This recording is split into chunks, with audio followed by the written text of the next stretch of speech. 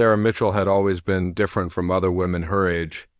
At 28, she carried herself with a quiet confidence that most people mistook for simple self-assurance.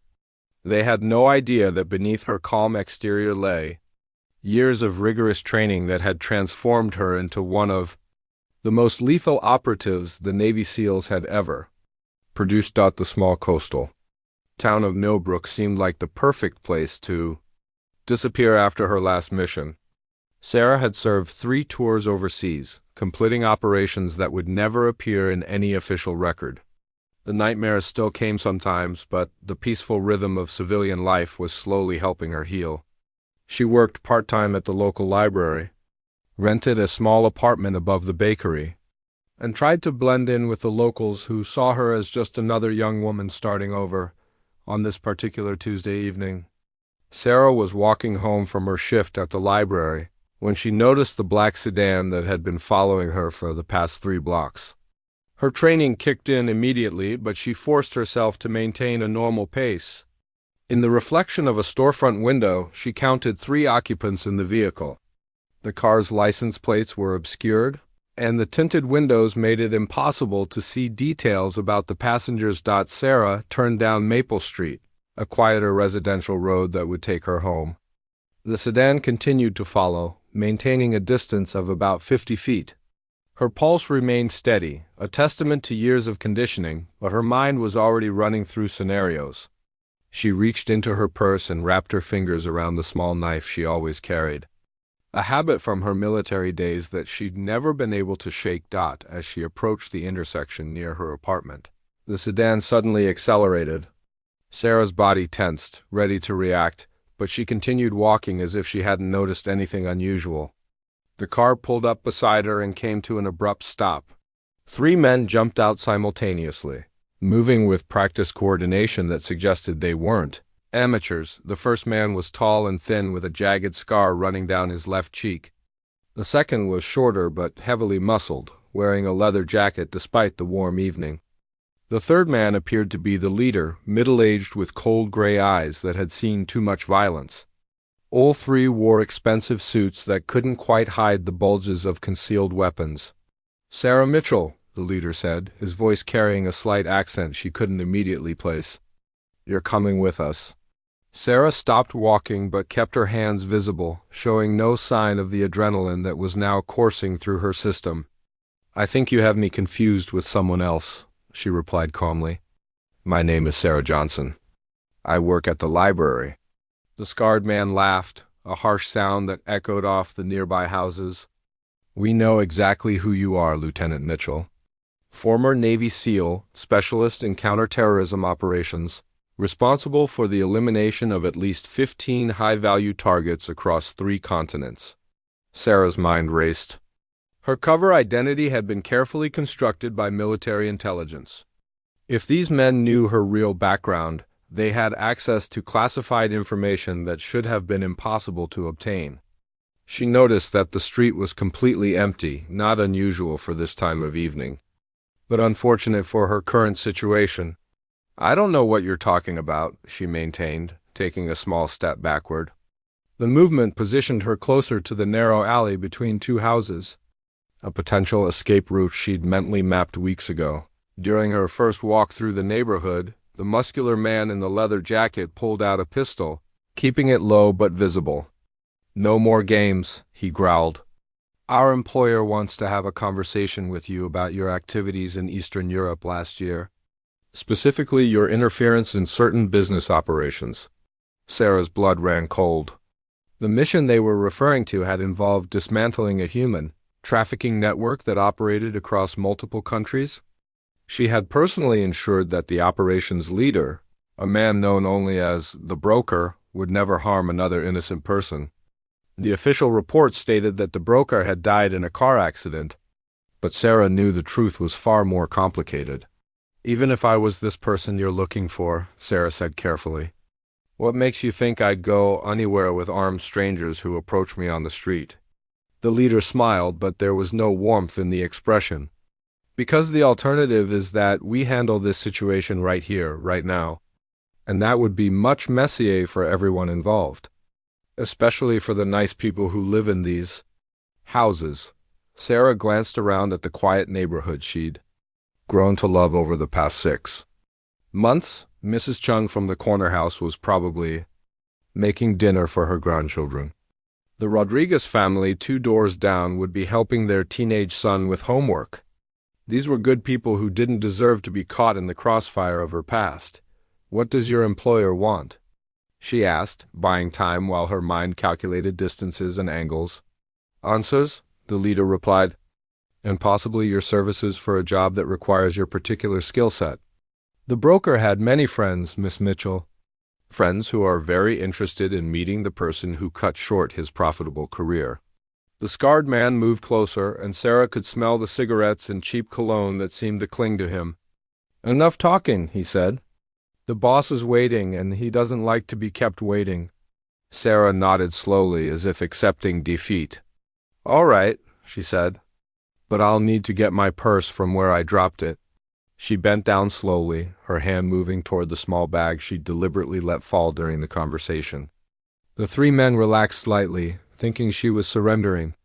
They had no idea that Sarah Mitchell had never surrendered to anyone in her entire life. And she wasn't about to start now. As her fingers closed around the handle of her bag, Sarah's mind was already 3 steps ahead, planning her next move. These men might know her identity, but they clearly didn't understand what it truly meant to be a Navy SEAL. They were about to learn that lesson the hard way. Sarah's fingers found the tactical knife hidden in the false bottom of her purse, but she didn't draw it immediately. Instead, she stood up slowly, appearing to comply with their demands. The 3 men had positioned themselves in a loose triangle around her, thinking they had control of the situation. They were wrong. "Good choice," the leader said, gesturing toward the black sedan. "Now walk slowly to the car. No sudden movements." Sarah took 2 steps forward, then suddenly stumbled, catching herself against the nearby lamppost. The movement seemed clumsy, but it served 2 purposes. It brought her closer to the scarred man, and it gave her a better angle to assess their positioning. More importantly, it allowed her to palm the knife without being seen. "Careful there," the muscular man in the leather jacket said with a sneer. "Wouldn't want you to hurt yourself before we even get started." Sarah straightened up, maintaining her facade of nervous cooperation. "Sorry, I'm just scared." "This isn't exactly a normal Tuesday evening for me." The leader checked his watch impatiently. "We need to move. The meeting is scheduled for 9 o'clock, and traffic across town can be unpredictable." As they approached the sedan, Sarah noticed several crucial details. The engine was still running, which meant the driver was either still behind the wheel or had left it in park with the keys inside. The rear passenger door was slightly ajar, suggesting they planned to force her into the back seat. Most importantly, she could see that the scarred man had relaxed his grip on his weapon, assuming the situation was under control. "After you," the leader said, opening the car door wider and gesturing for her to get inside. Sarah paused at the threshold, her hand gripping the knife handle inside her purse. "Can I ask you something?" she said, turning to face the 3 men. "How did you find me?" "I've been very careful to maintain my cover." The scarred man laughed again, clearly enjoying what he thought was her defeat. "Your careful cover wasn't careful enough." The broker kept detailed files on everyone who crossed him. When his associates inherited those files, your pretty face was right at the top of the list. "Interesting," Sarah replied thoughtfully. "And you're absolutely certain I'm the person you're looking for?" 100%, the leader confirmed. "Sarah Mitchell, Navy SEAL, responsible for the death of Viktor Kozlov, also known as the broker, in Prague 18 months ago. You used a modified sniper rifle from a building 600 meters away, then disappeared before local authorities could respond." Sarah nodded slowly. "That's very specific information. You've done your homework?" She paused, letting a small smile play at the corners of her mouth. "But you made one critical mistake." The muscular man frowned. "What mistake?"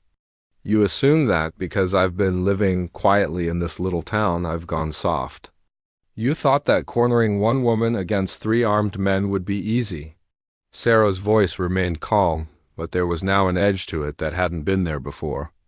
You have no idea what a Navy SEAL is truly capable of. The leader's eyes narrowed. Get in the car? Now.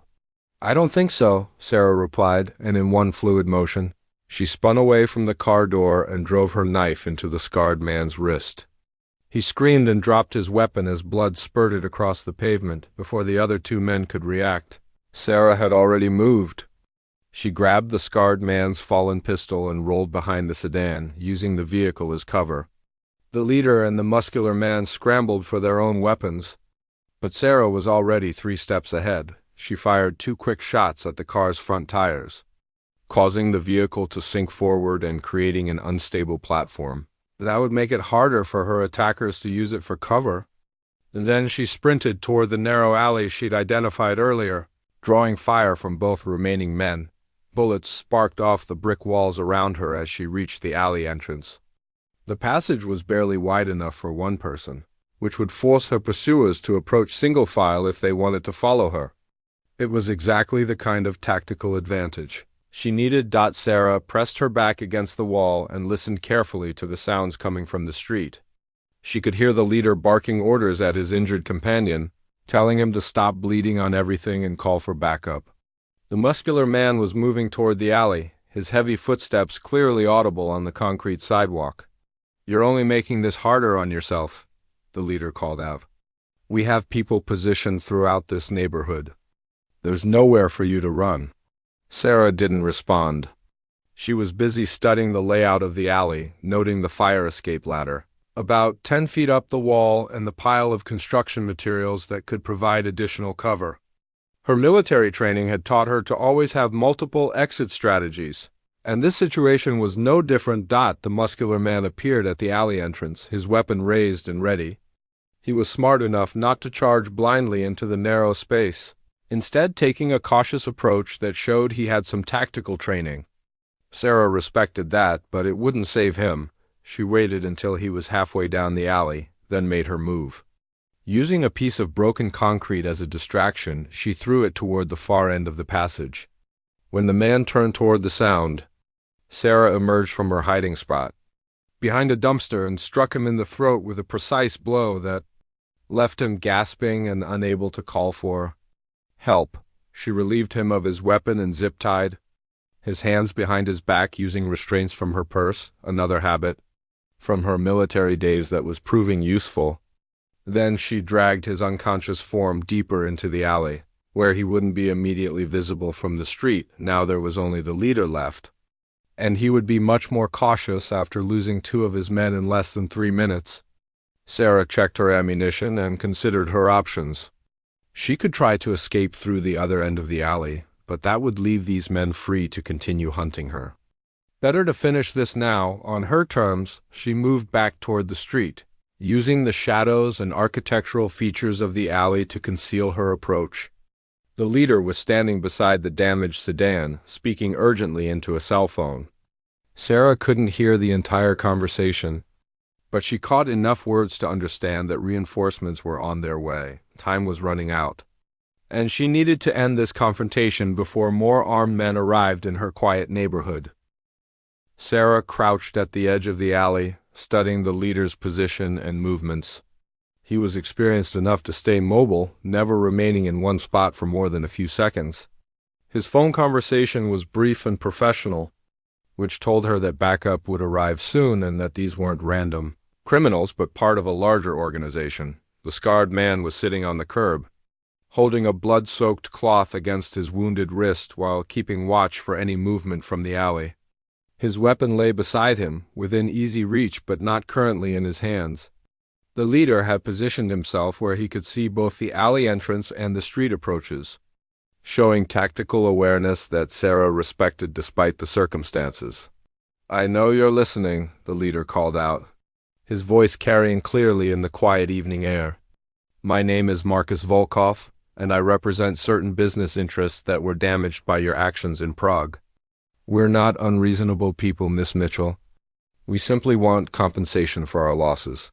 Sarah remained silent, using the time to study the surrounding area more carefully.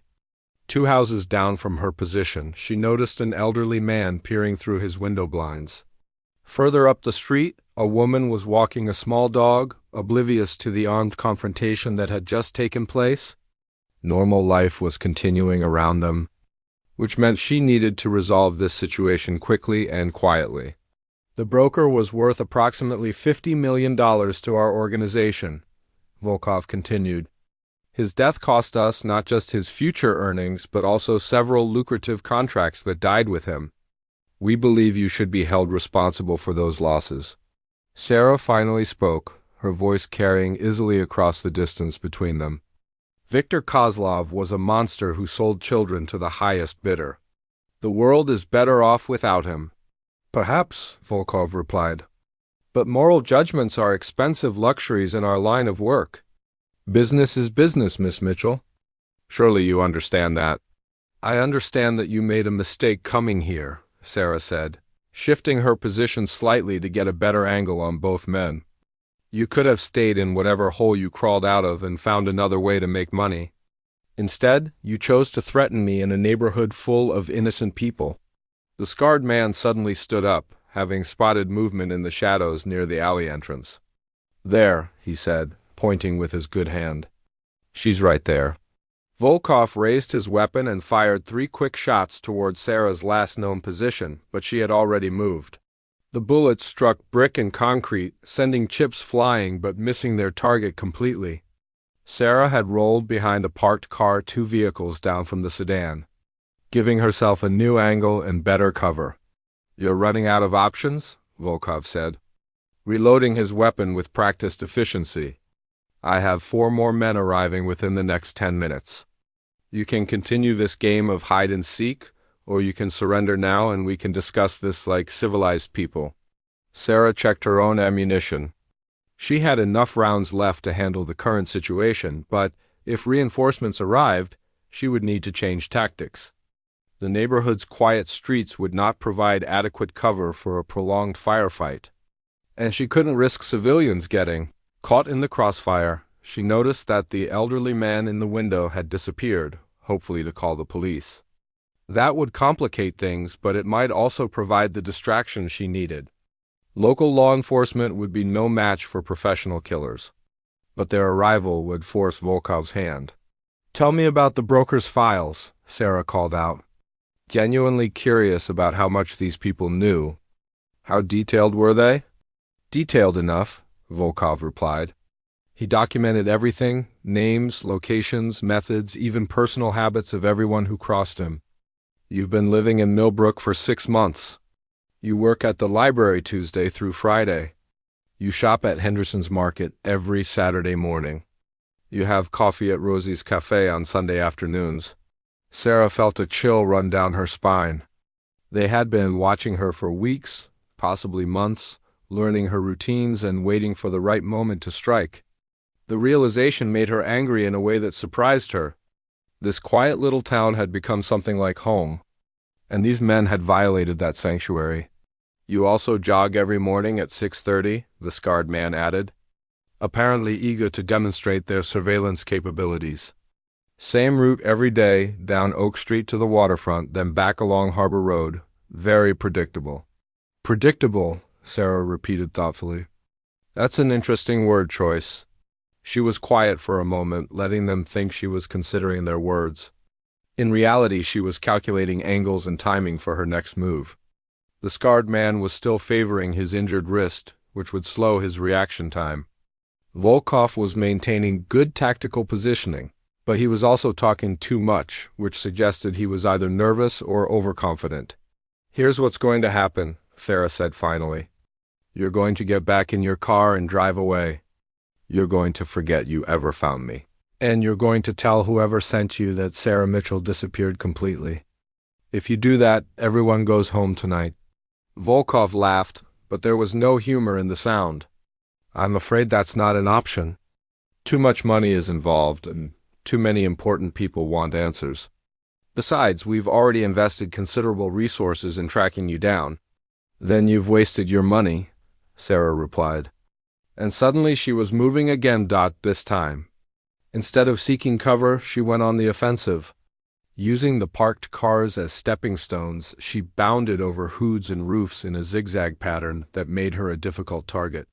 Volkov fired several shots, but Sarah's erratic movement and the poor lighting made accurate aim nearly impossible. She reached the sidewalk directly across from the two men and immediately dove behind a concrete planter filled with decorative bushes.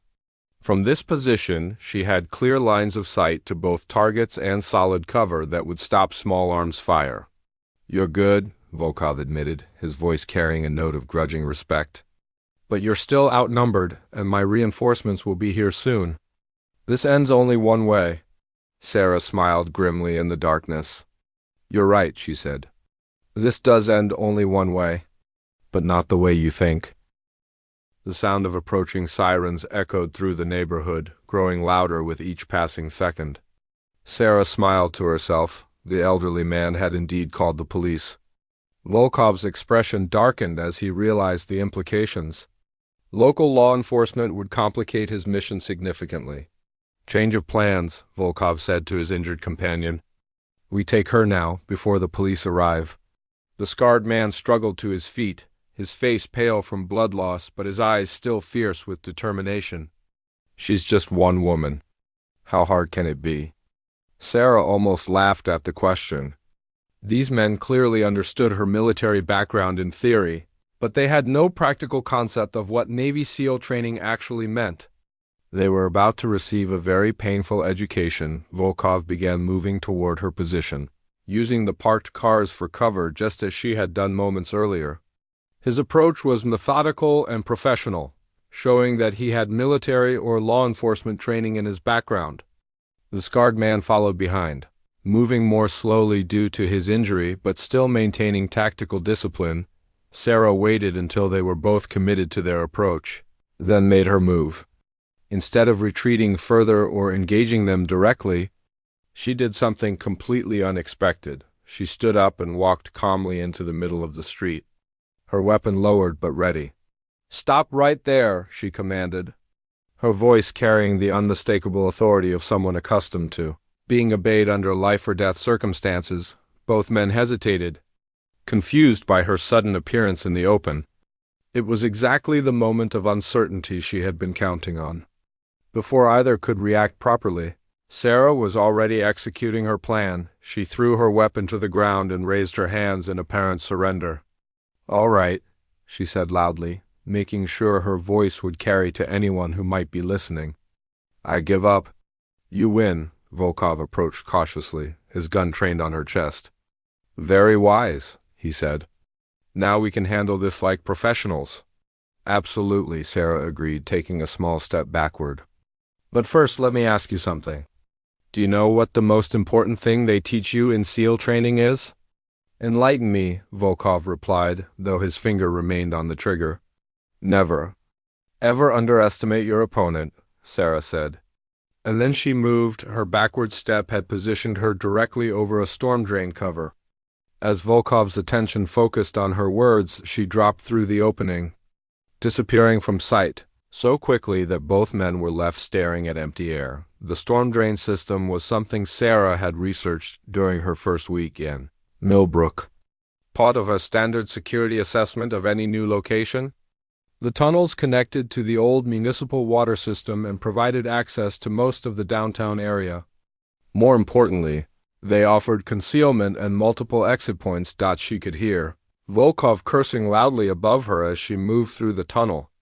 The scarred man was arguing that they should follow her down, but Volkov was smart enough to realize that pursuing a trained killer into a confined underground space would be suicide.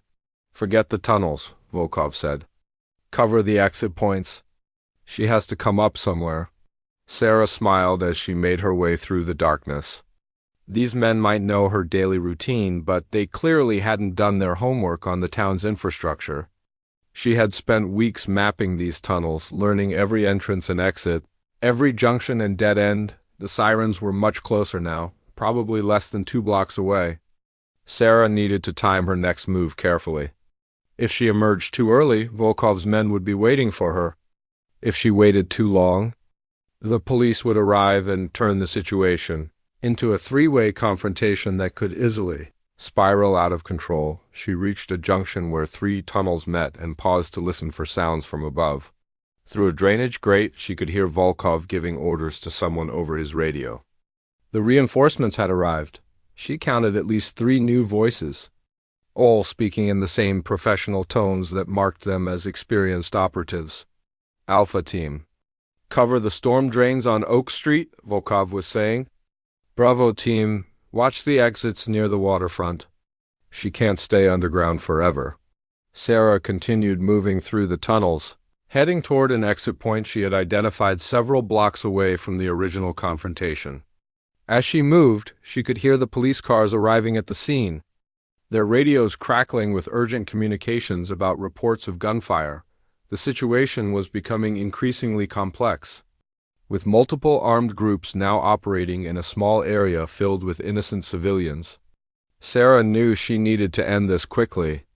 Before someone got hurt who didn't deserve to be part of this conflict, she reached the exit point she had been aiming for, a drainage outlet behind the town's small medical clinic.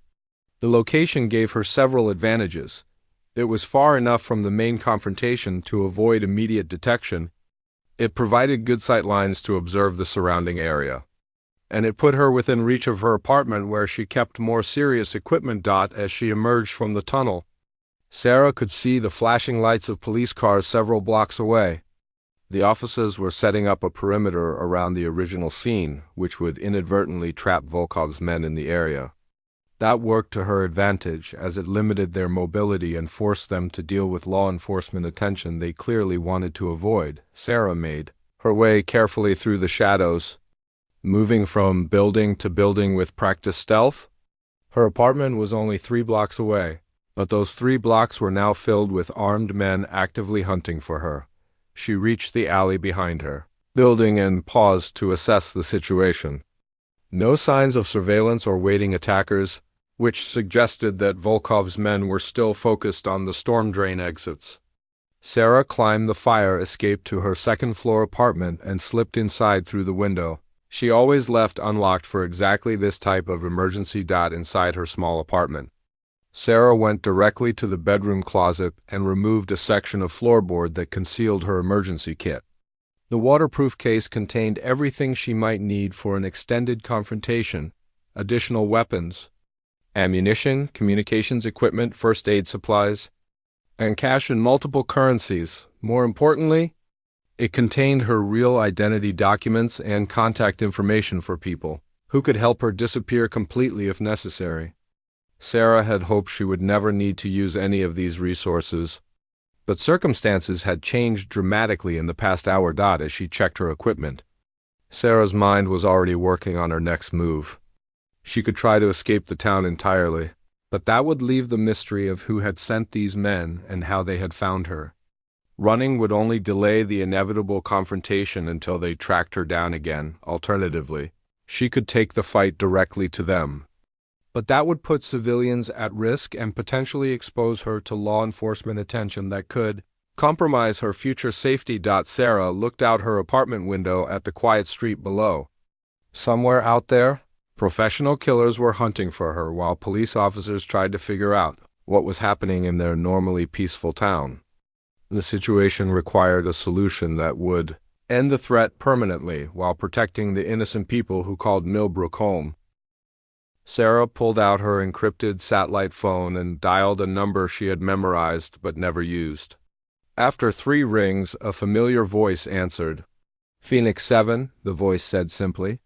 "This is Nightingale," Sarah replied, using the code names from her SEAL days.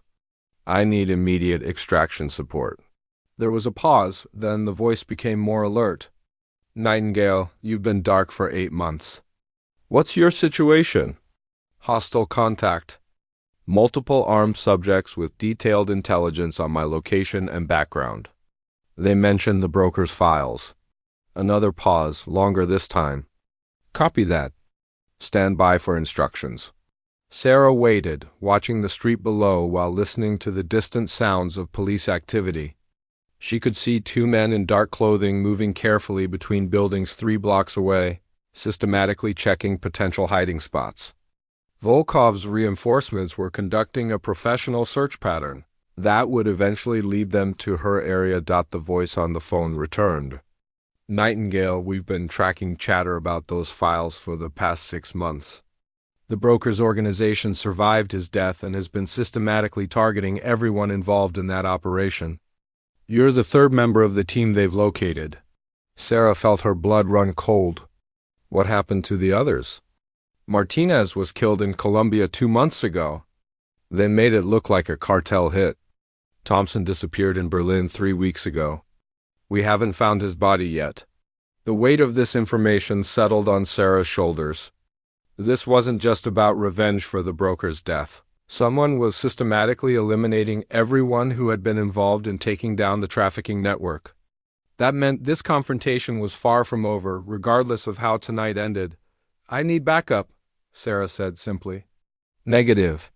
Official channels are compromised. We believe someone with high-level access is feeding information to the remaining organization members. You're on your own until we can identify and eliminate the leak. Sarah closed her eyes for a moment, processing the implications. If official channels were compromised, then her location in Millbrook had been deliberately leaked to the broker's successors.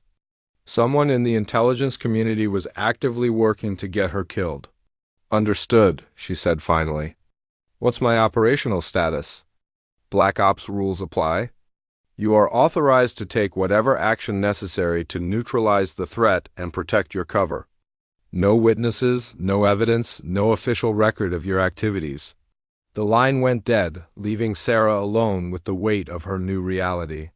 She was no longer a retired veteran trying to build a peaceful civilian life. She was back to being what the Navy had trained her to be, a weapon in human form.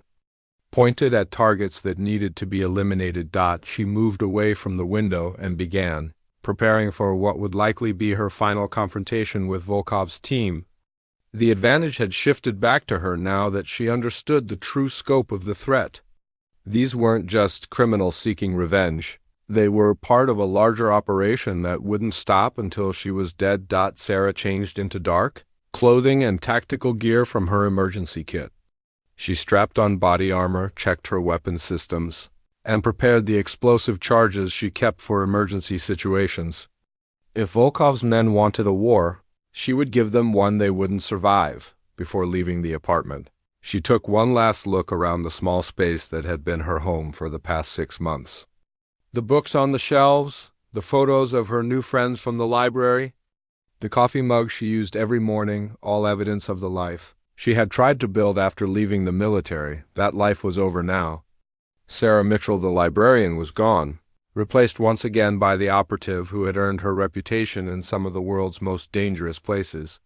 The transformation was both familiar and heartbreaking. She left the apartment through the fire escape and made her way toward the abandoned warehouse district at the edge of town. The area would provide good terrain for a final confrontation, isolated enough to avoid civilian casualties, but complex enough to give her tactical advantages against multiple opponents. As she moved through the shadows, Sarah activated a small electronic device that would broadcast a signal on frequencies used by professional mercenaries. The message was simple and direct. Sarah Mitchell, grid reference 4-7 Delta, come alone. She knew Volkov would receive the transmission and understand its meaning. She was offering him a chance to settle this conflict away from the town and its innocent residents. For a man with his military background, the challenge would be irresistible. Sarah reached the warehouse district and chose her position carefully. The main building was a 3-story structure with multiple entrance points and good sight lines in all directions. More importantly, she had rigged it with explosives during her second week in town. Part of her standard security preparations, she climbed to the second floor and set up her observation post near a window that provided views of all the likely approach routes. Then she settled in to wait, knowing that Volkov and his remaining men would be drawn to her location. Like moths to a flame, the police activity was dying down several blocks away as officers concluded that the earlier gunfire had been an isolated incident with no ongoing threat. They had no idea that the real confrontation was just beginning. Sarah's encrypted phone, buzzed with an incoming message. 4 hostiles approaching from the east. Ada 3 minutes. Good hunting, Nightingale. She smiled grimly and checked her weapons one final time. Phoenix 7 was still watching over her, even if they couldn't provide direct assistance. That knowledge was comforting, but it wouldn't change the fundamental reality. She was about to face 4 professional killers in a fight, where only one side would walk away, through her scope. Sarah could see movement in the distance. Volkov had taken the bait, and he was bringing his full team for what he clearly intended to be the final confrontation. They moved with military precision, covering each other's advances and communicating through hand signals that showed extensive tactical training. Sarah settled into the familiar mindset that had kept her alive through 3 tours of duty in hostile territory. Tonight, she would discover whether retirement had dulled her skills, or whether the deadly instincts that had made her one of the Navy's most effective operatives were still intact. Volkov's team approached the warehouse with textbook precision, spreading out to cover multiple angles while maintaining overlapping fields of fire. Through her scope, Sarah counted 4 figures, including Volkov himself. The scarred man was notably absent, probably left behind to receive medical attention for his wounded wrist. The team leader was a woman Sarah didn't recognize, tall, athletic build, moving with the fluid grace of someone trained in advanced combat techniques. The other 2 were men, both carrying high-end tactical gear that suggested significant financial backing behind. This operation. Sarah watched as they took positions around the building, clearly planning to breach from multiple points simultaneously. It was smart tactics, but they were operating under the assumption that she was simply hiding inside waiting for them. They had no idea she had turned the entire warehouse into a trap. Her encrypted phone vibrated with another message from Phoenix 7. Thermal imaging shows 3 additional vehicles holding position 2 kilometers away. You're dealing with at least a dozen hostiles total. The information changed Sarah's tactical assessment significantly.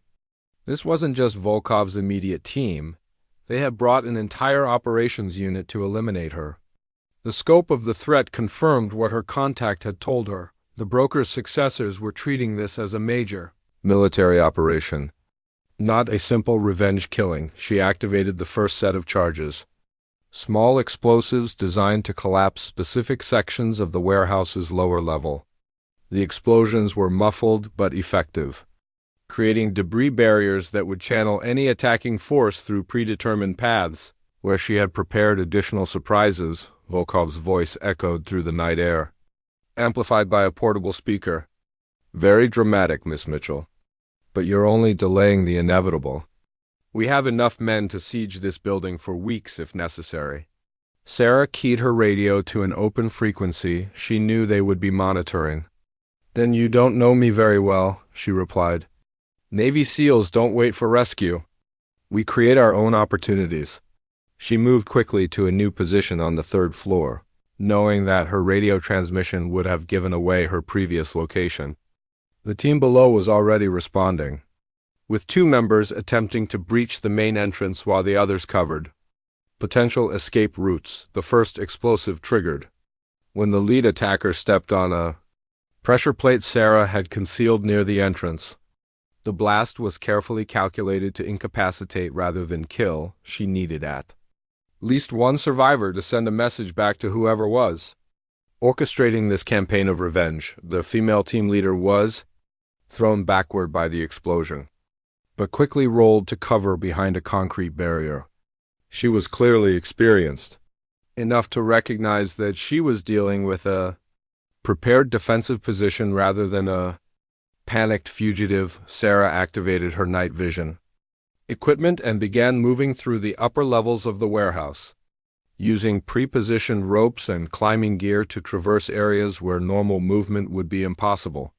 Her SEAL training had taught her to use 3-dimensional space in ways that conventional infantry never considered. She reached a position directly above where 2 of the attackers were attempting to breach a side entrance and dropped a flashbang grenade through a hole she had prepared in the floor. The explosion filled the lower level with blinding light and deafening noise. disorienting the attackers and giving Sarah the opportunity to descend rapidly on her rope. She landed behind the two men and struck quickly with non-lethal precision. Both went down, alive but unconscious, their weapons secured before they could recover.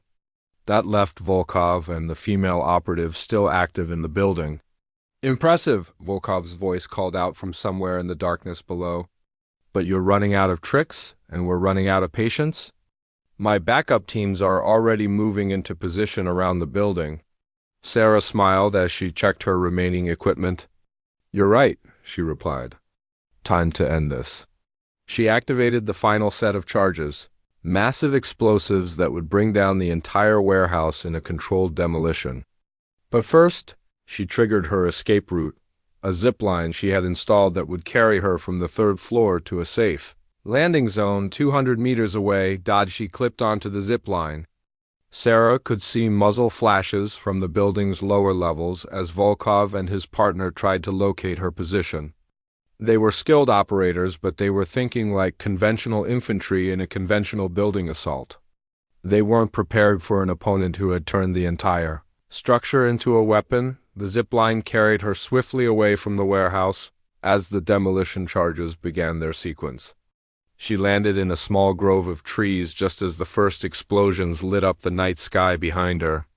The building collapsed in stages, each section falling exactly as she had planned during the weeks she had spent preparing this contingency. Through the smoke and debris, Sarah could see two figures emerging from the wreckage. Volkov and the female operative had survived, though both appeared to be injured and moving slowly. Her non-lethal approach had been successful.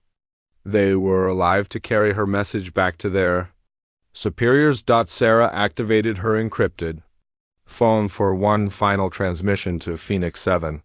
Target neutralized.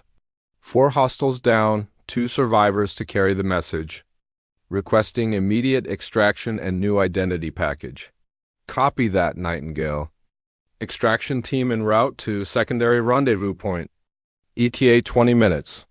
She looked back at the burning warehouse one last time, then began making her way toward the extraction point through terrain she had memorized during her months in Millbrook. The quiet little town had given her 6 months of peace, but that peaceful life was truly over now. As she moved through the darkness, Sarah reflected on the events of the evening. She had successfully defended herself against a professional assassination team, but the larger threat remained. Somewhere, the broker's successors were planning their next move against the remaining members of her old SEAL team. The war that had started with a human trafficking operation in Prague was far from over. Sarah Mitchell, the librarian, was gone forever. But the operative who had taken down Viktor Kozlov was very much alive and ready for whatever came next. Her encrypted phone buzzed with one final message as she approached the extraction point. Intelligence indicates the organization has assets in at least 6 countries. You're going back to work, Nightingale. Welcome back to the war. 6 months later, Sarah stood on the balcony of a luxury hotel in Vienna, watching the sunrise paint the city's ancient architecture in shades of gold and amber. She wore an elegant black dress and diamond earrings, looking every inch the wealthy international art dealer her new identity claimed her to be. The transformation from small-town librarian to sophisticated businesswoman was complete. But the mission remained the same: systematically dismantle what remained of the broker's criminal empire. The attack in Millbrook had been just the beginning of a much larger war. Her encrypted phone buzzed with an incoming message from Phoenix 7. Target confirmed at the gallery opening tonight. Viktor Kozlov's brother. He's taken over the trafficking operations and is actively hunting the remaining team members. Sarah smiled coldly as she read the intelligence briefing. Dmitry Kozlov had made a critical mistake by pursuing his vendetta so openly. His desire for revenge had made him predictable, and predictable enemies were dead enemies. The past 6 months had been a carefully orchestrated campaign of psychological warfare. Working with Phoenix 7's intelligence network, Sarah had systematically destroyed 3 of the broker's former operations, while leaving subtle evidence that pointed to rival criminal organizations. The remaining members of Victor's network were now so paranoid and suspicious of each other that they were eliminating potential allies faster than they could identify actual threats. Tonight would be the culmination of that strategy. Dmitry Kozlov would be attending an exclusive art auction, surrounded by his security team but separated from his larger organization. It was the perfect opportunity to end the threat permanently while sending a clear message to anyone else who might consider pursuing his brother's vendetta. Sarah checked her appearance in the mirror one final time, noting how completely she had transformed since her days in Millbrook. The simple librarian was gone, replaced by a predator disguised as a socialite. The change was necessary, but sometimes she missed the quiet normalcy of her former life. Her new identity as Isabella Reeves, international art consultant, had taken months to establish but provided perfect cover for tonight's operation. She had legitimate credentials in the art world, a carefully constructed background that would stand up to professional scrutiny, and most importantly, a legitimate reason to be at the auction where Dmitry would be present. The gallery opening was being held at the prestigious Hofmann Gallery, a 3-story building in Vienna's cultural district that catered to wealthy collectors and criminal money launderers in equal measure. Sarah had studied the building's layout extensively, identifying multiple entrance and exit points, as well as potential security vulnerabilities. She arrived at the gallery as the event was reaching its peak. Stepping out of a chauffeur-driven Mercedes wearing an expression of cultured boredom that marked her as one of the international elite who frequented such events, her practiced eye immediately cataloged the security arrangements: professional bodyguards positioned throughout the crowd, discreet surveillance cameras, and multiple armed men trying to blend in among the art patrons. Dmitry Kozlov was holding court near a painting by a famous Russian artist, surrounded by a circle of admirers and potential business partners. He was younger than his brother had been, perhaps 35, with the kind of refined appearance that money and good tailoring could provide. But Sarah could see the predator beneath the sophisticated exterior, the cold eyes that evaluated everyone in terms of potential threat or profit. The way his hand unconsciously checked for the weapon concealed beneath his jacket. Sarah approached the group slowly, playing the role of a potential buyer interested in the painting. She listened to Dmitry's conversation for several minutes, noting his accent and speech patterns, the way he gestured with his hands, the subtle tells that would help her predict his reactions when the time came for action. "It's a magnificent piece," she said during a lull in the conversation, her own accent carefully modulated to suggest expensive international education. The artist captured something profound about the Russian soul, don't you think? Dmitry turned toward her with the practiced smile of someone accustomed to flattery from wealthy strangers. "Indeed," he replied, though I think he failed to capture the darker aspects of our nature. Russians understand that beauty and violence often exist in the same space. Sarah smiled back, recognizing the philosophical justification that men like Dmitry used to rationalize their crimes. "How perceptive. You must have considerable experience with such contradictions." Their conversation continued for 20 minutes, a careful dance of words where each participant tried to gather information, while revealing nothing important about themselves. Sarah learned that Dmitry would be leaving the gallery within the hour to attend a private dinner with potential investors. More importantly, she confirmed that he was indeed the man who had ordered the attack in Millbrook and the killings of her former teammates. As the evening progressed, Sarah excused herself to visit the ladies' room, using the opportunity to activate a small electronic device that would interfere with the gallery's security cameras for exactly 90 seconds. It was a narrow window, but more than enough time for what she needed to accomplish. She returned to the main gallery and positioned herself near the service elevator that connected to the building's parking garage. Dmitry was preparing to leave, saying his goodbyes to various contacts while his security team prepared for departure. Sarah waited until he was alone for a moment, then approached with a business card in her hand. "Mr. Kozlov," she said, "I hope you'll consider my proposal for the private showing. I represent several collectors who would be very interested in your family's legacy pieces." Dmitri took the card, his eyes narrowing slightly as he tried to place where he might have heard her voice before. "Have we met previously, Miss Reeves?" "I don't believe so," Sarah replied, stepping closer as if to shake his hand. "But I suspect we have mutual acquaintances." In one fluid motion, she pressed a small injector against his neck, delivering a concentrated dose of a paralytic agent that would render him unconscious within seconds. Dimitri's eyes widened in recognition and shock. But the drug was already taking effect. Sarah caught him as he collapsed, making it appear to casual observers that he had simply fainted from the heat and crowds. His security team was momentarily confused, unsure whether to treat the situation as a medical emergency or a security threat.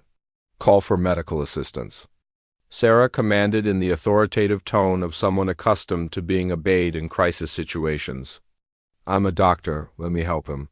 She guided Dimitri's unconscious form toward the service elevator, his security team following but maintaining distance out of respect for what they believed was medical treatment. The elevator doors closed just as the paralytic agent reached full effectiveness, leaving Dmitri completely helpless but conscious enough to understand what was happening. "Hello?" "Dmitri," Sarah said as the elevator descended toward the parking garage. "My name is Sarah Mitchell. I believe you've been looking for me." Dimitri's eyes filled with rage and fear, but he couldn't speak or move. Sarah continued speaking in the calm, professional tone she had perfected during her years of interrogating high-value targets. "Your brother was a monster who destroyed thousands of innocent lives. When I killed him, I was serving justice. When you decided to hunt down my teammates, you made this personal. Tonight, that ends." The elevator reached the parking garage, where a black van was waiting with its engine running. Sarah transferred Dmitri to the vehicle, knowing that within minutes his security team would realize he was missing and begin a frantic search that would find no trace of his disappearance. As the van pulled away from the gallery, Sarah looked back at the building where Vienna's wealthy elite continued to enjoy their evening of culture and commerce. They had no idea that one of the world's most dangerous criminals had just vanished from their midst, or that a war that had started in Prague was finally coming to an end. Dmitri Kozlov would never be seen again. But his disappearance would send a clear message to anyone else who might consider following in his family's footsteps. Some threats required diplomacy and negotiation. Others required the specialized skills of a Navy SEAL who had learned that sometimes justice could only be served at the point of a blade. Sarah Mitchell had found her new mission, and she was very, very good at her job.